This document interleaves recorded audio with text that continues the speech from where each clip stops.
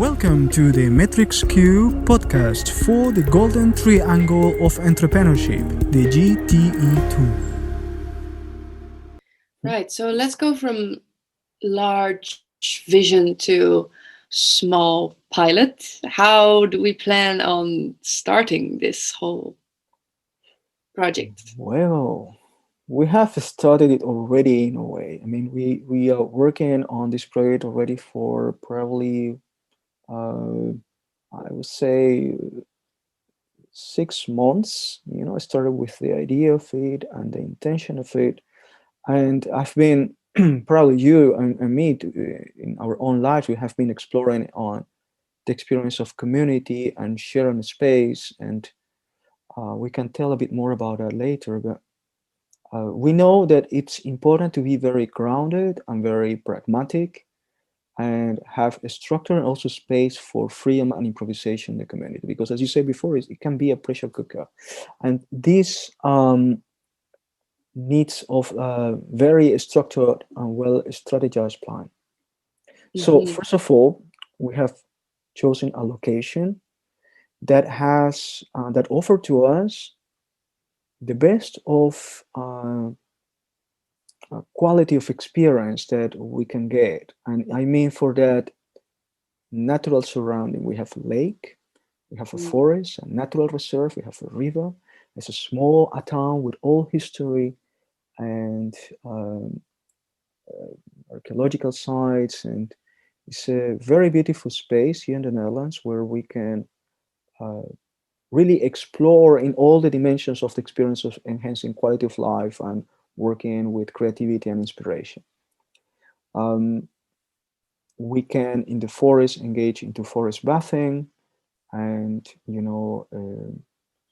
do engage in different activities inside of the forest or in the lake or in the river, and organize day trips in the surroundings, because there is so many beautiful places to see and experience such a diversity in nature that we will never get bored in this place.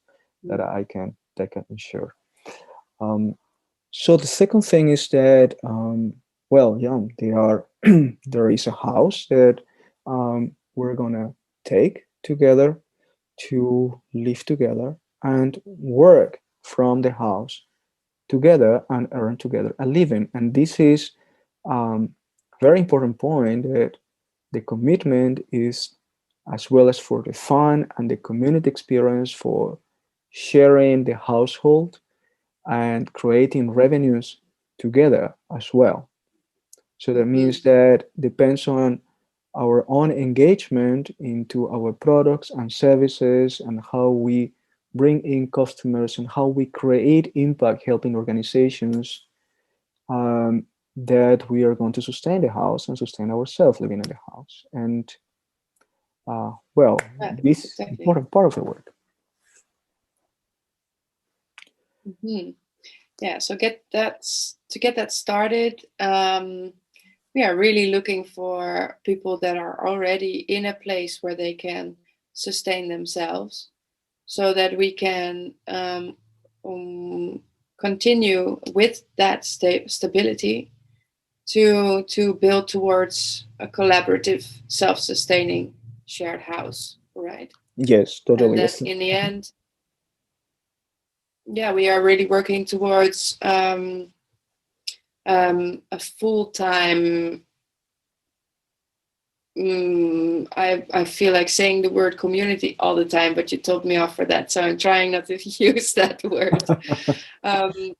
Yeah, but a group of people that is really dedicated to the project, and the project is also dedicated to the people. So it's nourishing on both sides. Yes, it will. And we have prepared already everything related to this, for these practicalities. I mean, everybody will have very tangible jobs in production of content for our smart applications and the capacity building platform assisted by artificial intelligence that we're building related to this project. And everybody will be trained with our methodology as a coach, trainer, consultant, so that we can work together with companies and with teams and supporting leaders We have many activities planned for the week, you know, in which we welcome guests and customers, and we also connect and open up with the community, the local community. We do activities in the forest, presentations, workshops, trainings. So we have a very good plan um, for providing services to companies, for connecting to social media and online community, and providing training through our own academy, you know, for people that just want to learn courses, don't be part of the whole immersive experience, for example. So everything is ready for people to start to learn, acquire the knowledge, the skills, and deliver together. And for that, certainly in the first pilot project, it's important that our team members have the means necessary to sustain themselves, because there is a learning curve necessary. We're going to learn many things, rehearse, practice, and improve the way we deliver, but it will take a little bit of time until we're ready. And it's a little bit of time. For some of the certificates, for example, as coach and trainer, from some of the methods that we will provide, we need no more than, 9 weeks, of training to be ready, and probably less. So it's not going to take that long. Yeah, and it's a transition period, but indeed, like all team members get to profit from the methods and the resources that we've already gathered in Matrix Q, and I think that's going to make the transition very smooth, indeed. And of course, depending on the proactive side and the contribution, it goes faster or a little slower, but that's, yeah, we will see that in time, and I think there is a lot of space for flexibility there. Oh, yeah, certainly, certainly. I mean, every person is unique, and this is also one of our statements as a company. We used to say, your uniqueness is the solution for a challenge we're about to discover.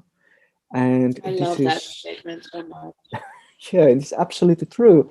With the matrix-q methodology, we really acknowledge the uniqueness of the individual and the natural, beautiful process that every person goes through while learning, developing skills, and getting ready for the dreams and life that they want to live, and to unleash their own potential, to exploring their own mission and purpose, and so on. And yeah, everybody has its own time, and we want to give to everyone that time, that experience.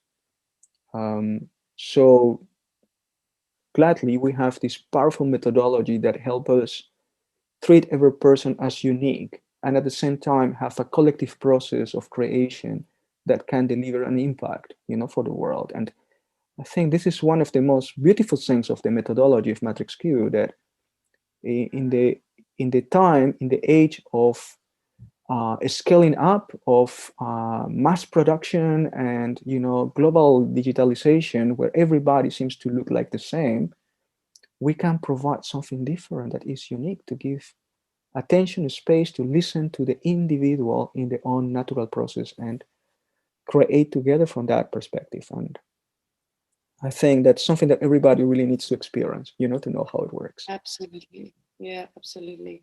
And what is really touching my heart about this project is that it's bringing together several dimensions of a passion of mine that I've tried to work on in the past, that were just a challenge to sustain myself with. So art and artistic expression is a really easy example of that, especially in these times when you're a dancer or a musician, or when you live for your performances and suddenly you're not allowed to gather in groups anymore. That's a challenge.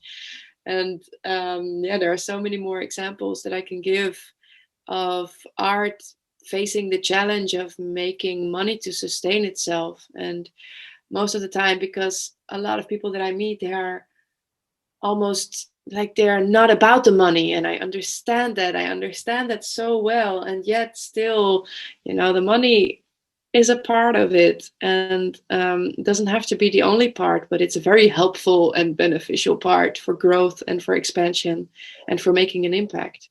And yeah, to be able to put that into a project, an experiment, where we are creating a way for artistic expression, not just to create an income and to sustain itself, but also to really leave an impact on the earth, on humanity, on society, on nature.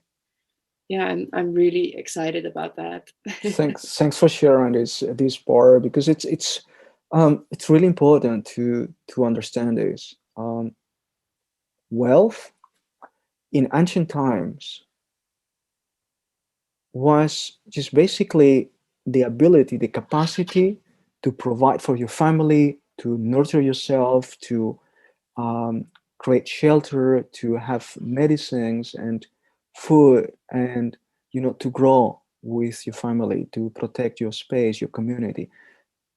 That was making you feel wealthy, when you could have your life in balance. And today, the idea of wealth have turned into property of the land, property of different resources, and having money and so on. But it's still being the same. It's still about how to provide the necessary resources that we need to, enable the connection, the life, the development of the dreams and achievements and creativity that we carry in our lives. And in that sense, um, I think this time in particular, it's very important. We have this tremendous, important global challenge of achieving the Sustainable Development Goals, which means to create a positive impact in nature, societies, and economies. And by empowering people in the freedom, in the ability to make their own choices, to choose how the future will be, we need to also give to them a healthy economy. And a healthy economy means also a holistic economy, means an economy that considers not only money for profit, but money for education, resources for family to grow, resources for caring for nature, resources for empowering culture, and resources for researching, for innovation, for growing technology, and so on. And a healthy economy must include all aspects of human beings. And when we can, in the House Project, exercise that type of holistic economy and realize that the different type of values that we can create together are more than enough and are extremely important for the world to change, to feel, um, to evolve. For example, art. You mentioned art, and we mentioned before. I was sharing about how important is art in this time, performing arts for people to grow, to feel in balance, to feel healthy, right? And the number of artists that are at home not using arts to help in the world to create that connection, right?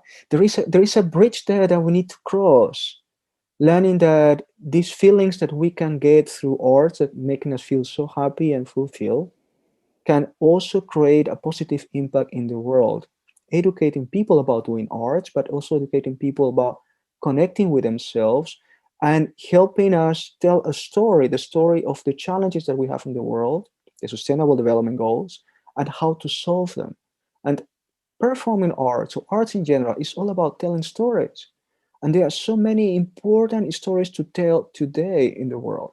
So there is a lot of work for artists that would like to do that step, to use the creativity to create impact in nature and societies and economies, and earn a living, becoming social entrepreneurs, engaging to startups, using technology, go into a multidisciplinary approach for becoming an artist, and you know creating this value for the world. And I think it will be a wonderful journey for the artists that are ready, to do this step. Yeah, definitely. And even, I mean, Welcome to the Matrix-Q podcast for the Golden Triangle of Entrepreneurship, the GTE2.